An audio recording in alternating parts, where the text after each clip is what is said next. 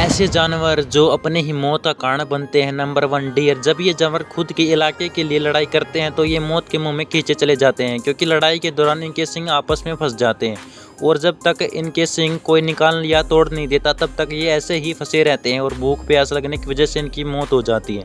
Number 2 turtle. ये अगर गलती से एक बार उल्टे हो जाते हैं तो इनका सीधा होना लगभग नामुमकिन होता है और जब तक कोई टर्टल या इंसान इनको सीधा नहीं कर देता तब तक ये ऐसे ही उल्टे पड़े रहते हैं और भूख प्यास लगने की वजह से ये अपने ही मौत का शिकार बन जाते हैं।